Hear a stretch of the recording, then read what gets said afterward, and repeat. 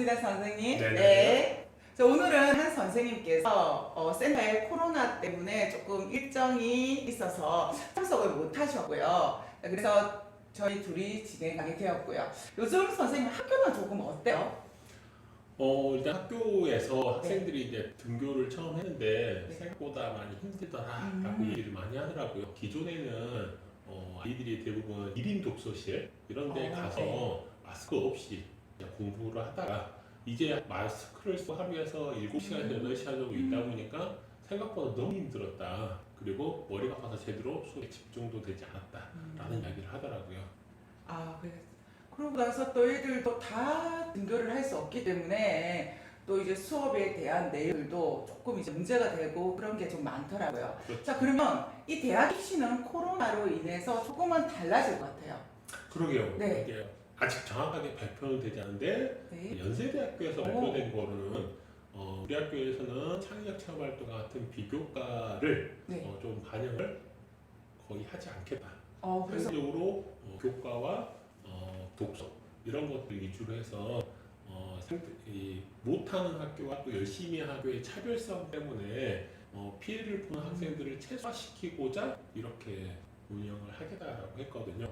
이제 아직 다른 학교는 명확한 지침이 나오진 않았지만은 재수생과 재학생 또는 또 열심히 하는 학교와 그렇지 않은 학교들의 차이를 좀 줄이기 위한 그런 방편으로 여러 가지 대안들이 나올 것 같습니다. 그렇습니다. 자, 그러면 어쨌든 내신 성적에 따른 그러면 내신 성적만 아니라 그러면 세특은 반영률이 작년보다는 어떻게 될 것 같아요, 선생님? 기본적으로 이제 창의적 체험 활동을 반영하지 않는다라면 네네. 세특의 반영 비율은 더욱더 높아질 거라고 생각이 됩니다.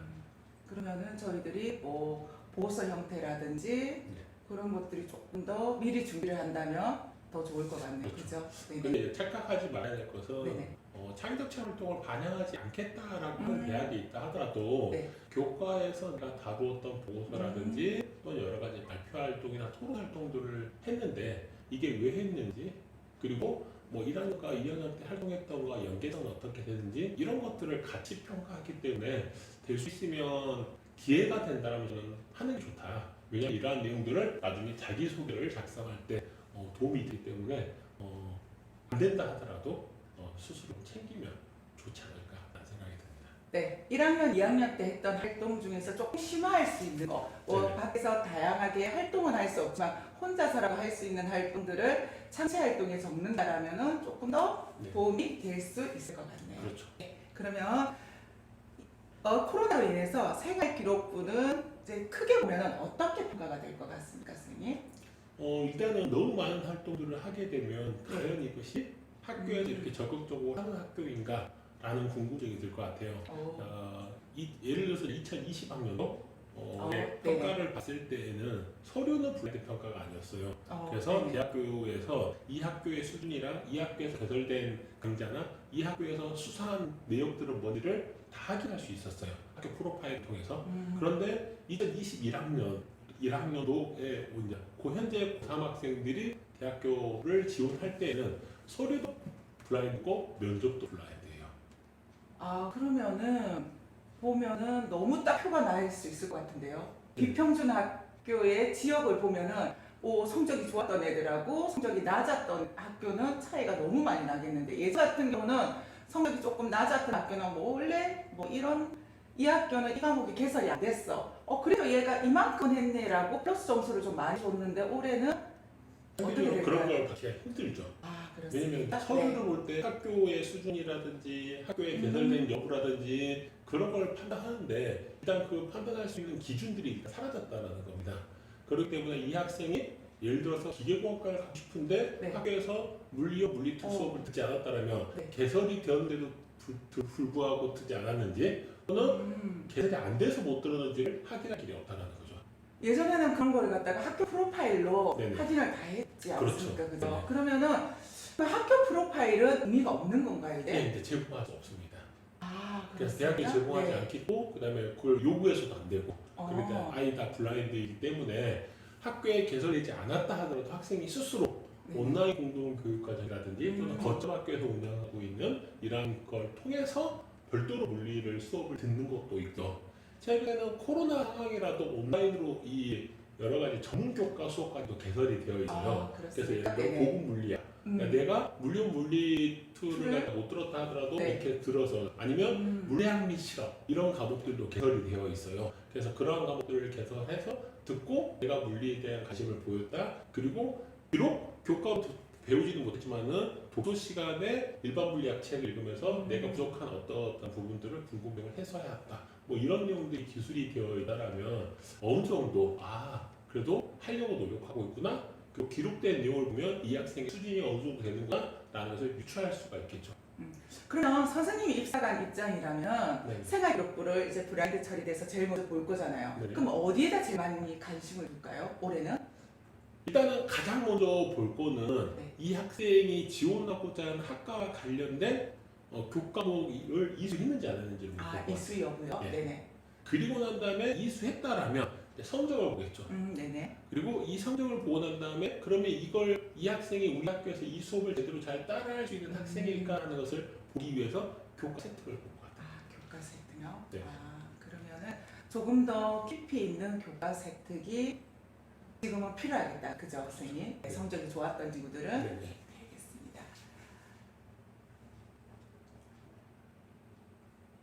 자, 그러면은 아까 선생님이 또 얘기하셨다시피 그러면 학교나 똑같은 학교이더라도 뭐 선생님이 수업을 하시고 제가 수원을 수업하시면 또 두 선생님이 쓰시는 세트의 모양이나 형식이 조금 다를 거잖아요. 네. 그 기록의 차이는 어떻게 반영이 될까요, 대학에서는? 일단 근데 대학에서 공식적으로 얘기한 거는 한 학생을 평가할 때 학교 선생님이 한 분만 평가하는 게 아니라 네네. 여러 명의 선생님을 통해서 3년간 평가하기 때문에 네. 어떤 한 선생님이 그 기록을 좀 부족하게 또는 제대로 평가를 해주지 않았다 하더라도 다른 선생님의 세특이라든지 창의적 체험 활동을 통해서도 충분히 학생의 역량을 평가할 수가 있다. 네. 그래서 한두 명의 선생님이 내가 열심히 한 활동들을 기록해주지 않았다 하더라도 너무 크게 걱정하지 말라. 왜냐하면 다른 부분을 통해서도 충분히 자신을 어필할 수 있기 때문에 어필할 수 있는 그 선생님이 담임선생님이나 담임선생님을 통해서 영어 선생님이지만 전공에 관련된 내용들을 발표할 수 있는 기회를 제공해준다고 하면 그 영어 선생님을 통해서 자신의 전공과 관련된 내용들을 갖다가 영어로 에세이로 발표한다라든지 이렇게 한다라고 하면 충분히 좋은 평가를 받을 수가 있을 겁니다. 그렇습니까? 그러면은 뭐 한 선생님이 잘못 써준다고 해서 그게 문제가 크게 되지는 않을 것 같습니다. 근데 이제 자기 전문 교과의 선생님은 조금 더 잘 써주면은 좀 더 도움이 될 것 같네요. 그렇죠. 항상 학생들이 제일 많이 물어보는 게 그거예요. 고3쯤 되면은 이제 마감이 되잖아요, 생활기록부가. 그러면은 학생들이 뭐 하는지 아세요? 일단 학생부 몇 페이지 되냐. 네네. 몇 페이지 되는지 항상 그걸 봐요. 특히나 아무 생각 없는 친구들은 봉사활동이 많아버리면 지금의 봉사활동을 못하니까 문제가 없지만 봉사활동을 많았던 친구들은 생각보다 페이지가 또 많아요. 네, 그것도 봉사활동을 줄여서 써주는 학교도 있고 아니면 1시간을 다 써주는 학교도 있다 보니까 생활기록부의 양에서 친구들이 합격의 여부를 막 이야기하기도 하는데 자, 생활기록부는 분량이 많고 적고는 어떤 차이가 있을까요? 일반적으로는 양이 많다라고 하는 것은 좋은 내용이 들어올 수 있는 확률이 조금 더 많을 수는 있습니다. 그래요? 네. 그런데 무조건 양이 많다고 해서 좋은 건 아니라고 생각돼요. 대학교에서 평가할 때는 동일한 학교의 학생이 들어오게 되면 이 학생부의 내용이 생각보다 많다 보니까 네. 모든 내용을 꼼꼼하게 읽기는 힘들어요. 그래서 동일하게 적혀있는 내용들은 다 블라인크에 버려요. 동일하게 되거든요. 네네. 그래서 이 학생만을 위해서 적어준 내용이 뭐지? 이 학생이 스스로 자신이 성장하기 위해서 노력한 내용이 무엇이지? 이걸 갖다가 집중적으로 보고자 해요. 그렇기 때문에 양이 많은데 내용이 똑같아. 같은 반이 다 똑같거나 같은 학년이 다 똑같이 적혀있는 내용은 의미가 없다는 거죠. 오히려 학생 개별화된 학생부 내용이 적혀있는 게 중요할 것 같습니다. 네. 그래서 학생들이 항상 자기가 했던 내용들을 관리를 할 필요가 있긴 해요. 그렇죠. 그래야지 나중에 선생님들이 참고 자료나 이런 게 필요하다라고 하면은 제출할 수 있는 것들이요. 네. 그래서 정말 관리를 잘하는 친구들 같은 경우는 이걸 뭐 노트화 시키거나 네. 아니면 끄수했던 거를 플래너 같은 경우에 조금씩 써놨다가 선생님이 제출하라 그러면 그 중에서 좀 좋았던 내용들만 제출을 하는 경우도 조금 많았습니다. 네. 자, 그래서 방금 얘기했다시피 같은 학교 학생들의 생활기록부는 그렇게 조금 평가가 되고요. 만약에 저희들이 서울대학교에 같은 학과에 같은 학교의 학생들이 쓴다라면은 둘 다 성적은 정말 좋아요. 네. 그러면 분리학과에 유리할까요? 일단은 매우 수준이 동의하다. 네. 거의 이제 서울대학교를 졸업하는 친구들은 거의 내신 성적 1.3 네. 이내의 학생들이 쓰다 보니까 대부분 다 우수하게 적혀 있어요. 그렇기 때문에 그곳에서는 이 학생이 정말로 일반적으로는 지역은 대충 알 수 있어요. 어떻게 알아요?